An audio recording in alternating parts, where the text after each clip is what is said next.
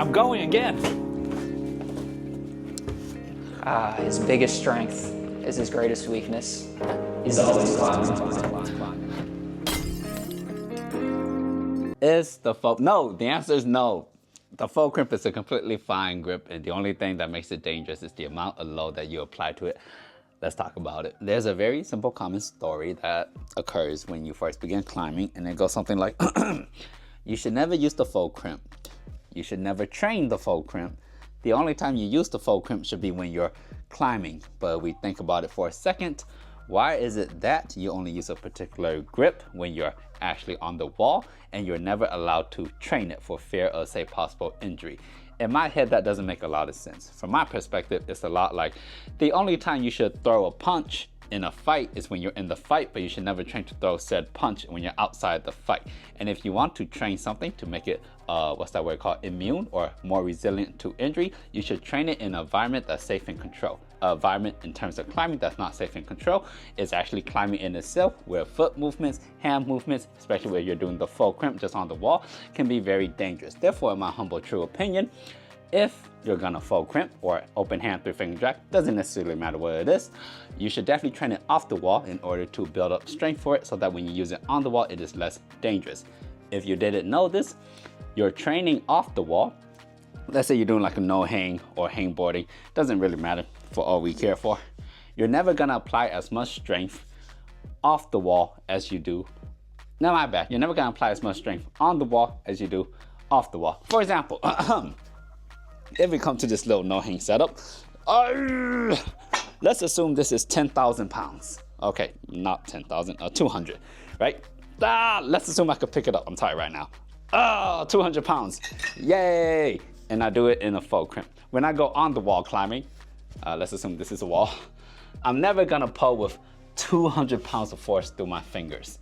But what does that mean? It means because I train 200 pounds of force here, that when I'm here pulling at, say, I don't know, 150, 170 at most pounds of force here, the likelihood that my fingers are injured in the position that I use, in this case faux crimp, is gonna be very low. Therefore, in my humble true opinion, I do think it's a little bit kind of awkward and weird to say you should never train a grip, but you should only climb using said grip. I think that just creates a scenario or environment where injury does increase. And again, it doesn't happen to be the faux crimp, but the faux crimp is just the target of bashing. But why is it the target of bashing, in case you don't know?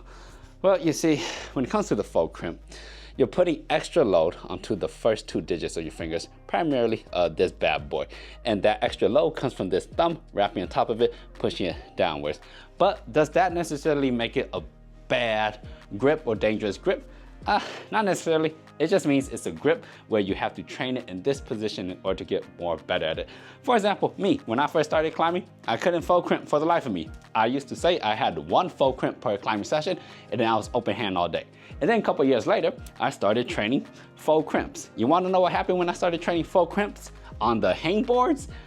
My faux crimp off of the hang board on the climbing wall drastically shot up, and I was like, huh, so you're telling me this whole time I could have faux crimp if I just trained it on the hang board with my feet on the ground in a very safe control environment?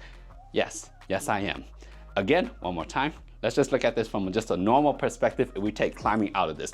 I come from let me look at this baseball bat. I come from a location and place known as pick shit up, put it back down. I used to work out a lot. And in the world of working out, there's no such thing as a bad or dangerous exercise. There is such thing as improper loading. The thing that makes an exercise dangerous is not the exercise itself, but the way it is performed and the amount of weight that you use. For example, if I'm doing a bicep curl, right? Bam, imagine this is like some weight and I have my good form. Yeah, excellent, yay, congratulations me. But if I go ahead and start doing this shenanigan, obviously that's not good. Or if I use too much weight and it's like my first time in the gym and I wanna be cool, I try to curl it up and I rip my bicep. Whose fault is that? Is it the bicep curl's fault, or is it my dummy little self fault for using too much weight? Therefore, we transfer this exact same example to bouldering, climbing, it doesn't really matter, but climbing, in this case, faux crimp. Now, is it the faux crimp's fault that I injured it climbing on the wall, or is it my fault for not training it properly that I injured it? It's your fault.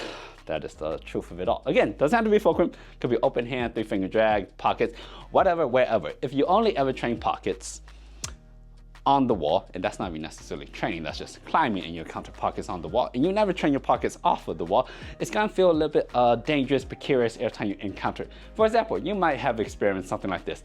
The reason why I don't do pocket climbs is because they feel uncomfortable. Probably because the only time you do pocket climbs is when you're climbing. But if you go ahead and do some hangboarding, off a hangboard with pockets, and then you go back and do some pockety climbs, you're like, I feel very safe. I feel a lot better. Must be because I did pocket training off of the wall instead of on the wall, which isn't, again, arguably just climbing in that respect. So I would simply like to say, if you're training a grip or you're using a grip, whatever grip it is, right?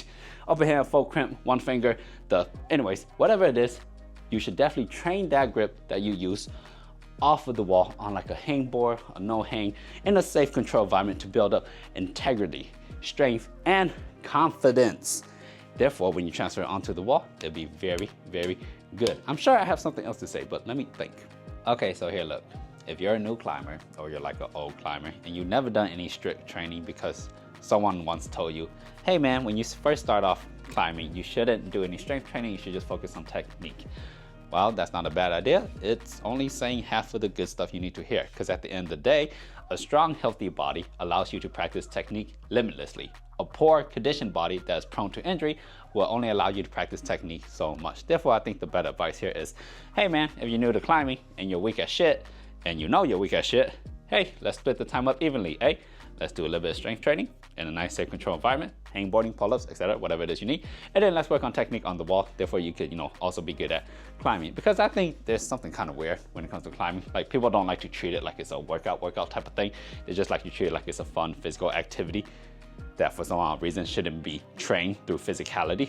And, that's totally fine and all that good stuff, especially if you're a younger kid. But if you're like, say, an older person in their like 20s, you don't have that joint structural integrity, those tendon strength to just be pulling on at max power without actually conditioning them so that you don't hurt yourself in the long run, in the short run. And therefore, I think it's actually a really poor, or not exactly the smartest thing to say.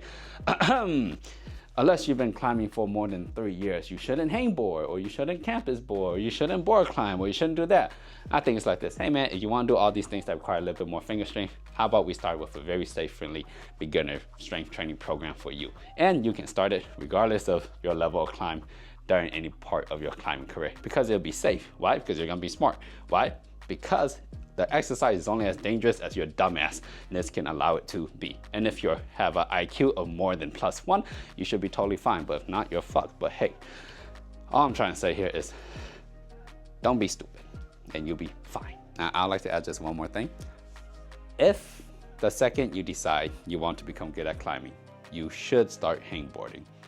It's never too early, but man, you can be too late when you pop that tendon. Hey, thanks for watching. And if you enjoy videos like this and want to become a better climber, I more or less drop videos like this every single day.